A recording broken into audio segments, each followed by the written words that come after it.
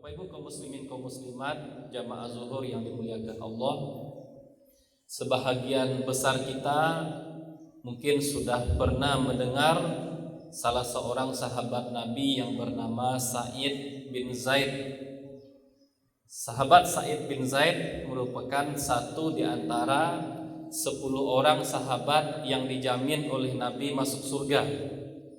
Barangkali kalau dibandingkan dengan 9 sahabat yang lain, mungkin beliau agak kurang terkenal, kurang populer dibanding 9 orang sahabat lain yang dijamin oleh Nabi masuk surga. Sahabat Sa'id bin Zaid, beliau merupakan istri dari adik perempuan Umar bin Khattab yang bernama Fatimah binti Khattab.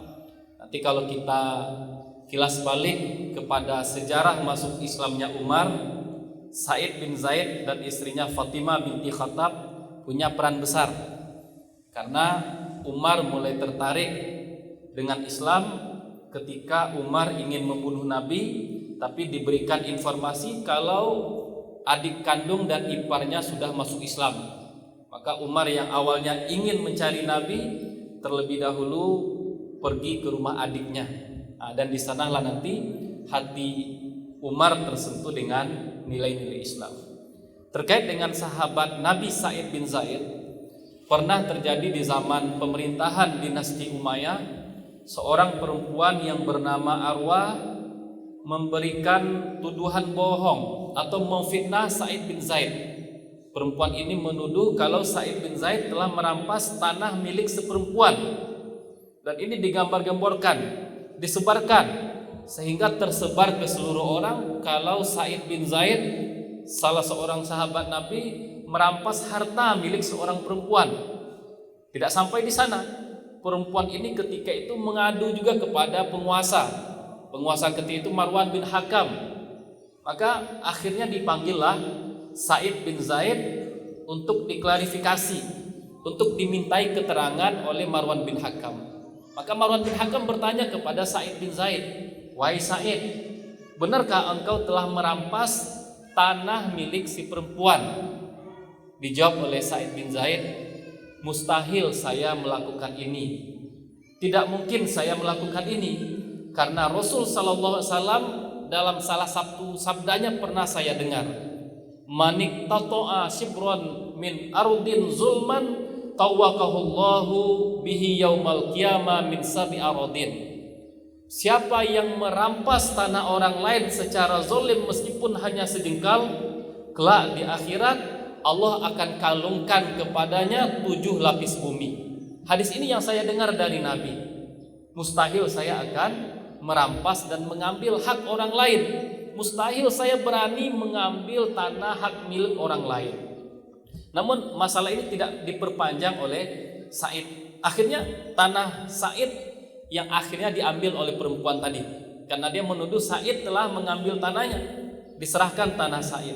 Namun sahabat Sa'id bin Zaid karena tidak ingin memperpanjang perkara, beliau hanya berdoa kepada Allah, "Ya Allah, jika perempuan tadi berdusta, jika dia berbohong dan menfitnah saya, butakan matanya dan jadikanlah dia meninggal dunia di tanah yang sudah dirampasnya," kata Sa'id bin Zaid. Kemudian tidak lama berselang terjadi banjir. Kemudian setelah banjir terjadi, nampak nyatalah oleh orang batasan-batasan tanah, mana yang batas tanah Zaid, mana batas tanah perempuan tadi. Ternyata benar, perempuan ini menuduh kalau Sa'id bin Zaid mengambil tanahnya. Akhirnya tidak lama setelah itu mata perempuan tadi dibutakan oleh Allah. Ketika mata dia buta, dia berjalan-jalan di tanah yang dirampasnya. Kebetulan di tanah tadi ada sebuah sumur. Karena dia sudah buta, juga tidak hati-hati berjalan, terjerembab dan masuk ke dalam sumur. Susah dikeluarkan, meninggal dalam sumur dan dikuburkan di sana. Bapak Ibu kaum muslimin kaum muslimat yang dimuliakan oleh Allah, salah satu dari Asmaul Husna adalah Al-Muntaqim. Allah adalah Maha Pemberi balasan. Apa yang dilakukan oleh seorang hamba, balasan tersebut yang akan diberikan oleh Allah. Jika yang dilakukan kebaikan, Allah akan memberikan balasan kebaikan. Maka dalam pepatah Arab disebutkan, "May yazra' yahsud." Siapa yang menanam dia akan menuai atau memanen. Yang ditanam kebaikan, yang dipanen kebaikan. Yang ditanam keburukan, yang dipanen nanti juga keburukan. Namun Bapak Ibu yang dimuliakan oleh Allah, dari hadis dan peristiwa yang dialami oleh sahabat Sa'id bin Zaid ini, setidaknya ada dua pelajaran berharga yang mesti selalu kita ingat dalam kehidupan. Pelajaran yang pertama adalah takutlah terhadap doa orang yang terzolimi. Meskipun orang yang terzolimi ini dia adalah seorang kafir, Allah memberikan jaminan doa orang yang terzolimi, meskipun dia tidak mukmin, meskipun dia tidak beriman, doanya akan dikabulkan oleh Allah. Ini janji dari Allah. Apalagi kalau yang terzolimi ini adalah seorang beriman, apalagi kalau yang terzolimi ini adalah orang-orang soleh, apalagi yang terzolimi ini adalah orang-orang yang dekat dengan Allah. Maka kita tentu mengetahui orang-orang soleh adalah wali-wali Allah. Orang-orang soleh ibarat keluarga Allah dan orang-orang pilihan Allah di muka bumi. Maka Allah tentu tidak akan pernah membiarkan orang-orang pilihan, Allah tidak akan pernah membiarkan keluarga-keluarganya dilecehkan dan direndahkan oleh orang lain. Doa mereka pasti akan dikabulkan oleh Allah. Maka orang yang menzolimi orang-orang baik, orang-orang yang menzolimi wali-wali Allah, sejatinya mereka sedang berhadapan dengan Allah. Karena yang akan membantu, yang akan menjaga orang-orang baik terzolimi ini adalah Allah langsung yang akan menjaga mereka. Maka kita barangkali harus memahami terzolimi ini dengan jelas. Terzolimi itu tidak hanya soal materi, hartanya dirampas itu terzolimi. Ada orang yang terzolimi karena kehormatannya direnggut. Ada orang yang terzolimi karena mereka difitnah. Dan ini yang banyak terjadi. Orang-orang yang terfitnah adalah orang-orang yang terzolimi. Maka kita ingin mengingatkan kepada kawan-kawan yang bekerja di dunia jurnalistik, jangan sampai menzolimi orang-orang soleh. Sebahagian orang terkadang karena ingin mengejar berita, ingin meningkatkan rating, tidak malu-malu menuduh orang yang rajin ke masjid, menuduh orang yang rajin beribadah sebagai teroris. Ini terzolimi, menzolimi orang-orang soleh. Tidak jarang juga sebahagian orang yang mengaku sebagai kaum intelektual, mereka menuduh halaqah-halaqah tahfiz di masjid sebagai cikal bakal radikalisme.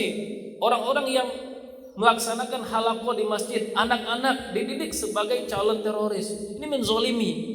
Dan kita juga tidak jarang mendengar sebahagian kaum yang mengaku pejuang kebebasan perempuan, emansipasi wanita, mereka menuduh wanita-wanita berjilbab sebagai orang-orang yang ketertinggalan zaman, menuduh orang yang pakai jilbab tidak ikut mode, tidak ikut perkembangan zaman. Kepada orang seperti ini kita ingin mengingatkan, ini adalah kezoliman. Menuduh orang yang rajin beribadah sebagai radikal, menuduh anak-anak kecil yang rajin hadir di halaqah tahfiz di masjid, menuduh mereka sebagai cikal bakal teroris. Menuduh orang yang pakai hijab ingin menjalankan syariat, ingin menjalankan agama sebagai terbelakang, sebagai tertinggal. Ini adalah suatu kezoliman. Dan kita ingatkan, orang yang melakukan kezoliman tadi sejatinya mereka sedang berhadapan dengan Allah. Orang-orang soleh yang mereka fitnah, orang-orang soleh yang mereka tuduh akan dibela langsung oleh Allah. Maka ini perlu hati-hati. Kita juga ingin mengingatkan kepada sebahagian orang, jangan sampai menggadaikan akhirat kita untuk kepentingan dunia orang lain. Ini tidak jarang terjadi. Orang mau memfitnah orang-orang baik itu bukan karena kepentingan mereka, karena disuruh oleh orang. Jadi mereka menggadaikan akhirat mereka untuk kepentingan dunia orang lain. Orang yang mendapatkan dunia, mereka yang kehilangan akhirat. Maka para ulama kita memberikan perumpamaan, orang yang menggadaikan akhirat mereka untuk kepentingan dunia orang lain tidak ubahnya seperti, mohon maaf, seekor anjing pemburu. Anjing pemburu bagaimana? Dia disuruh berburu oleh tuannya.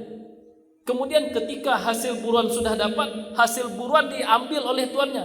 Dia tidak mendapatkan apa-apa dari hasil buruan tadi. Yang dia dapatkan apa? Hanya letih, hanya lelah, hanya capek.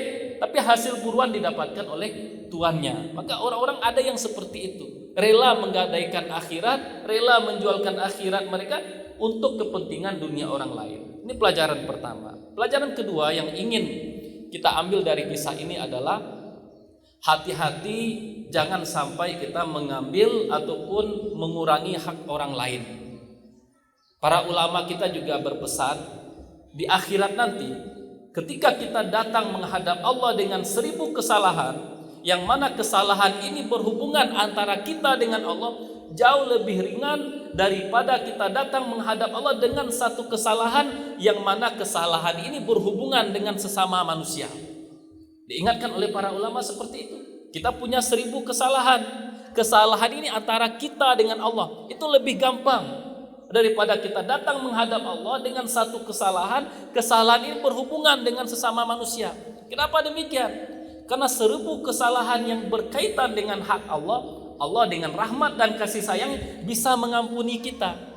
Satu kesalahan antara kita dengan sesama manusia, Allah karena maha adilnya akan menghisap kesalahan yang terjadi antara kita dengan manusia.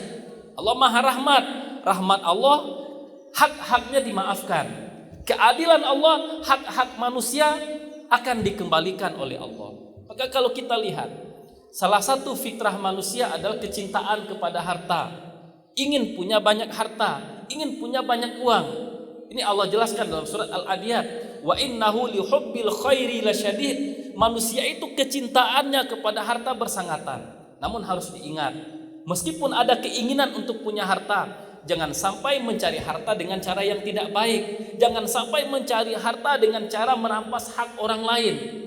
Kita sering temukan dalam hidup, untuk memperkaya diri berbagai macam cara dilakukan. Ada seorang saudara ingin cepat kaya, hak waris saudaranya dirampas. Hak waris adik-adiknya diambil sama dia. Dia ingin kaya. Ada juga orang ingin kaya, dia memperkerjakan karyawan. Karyawannya sudah bekerja dengan baik. Ketika sudah bekerja dengan baik, gajinya tidak diberikan atau gajinya dikurangi.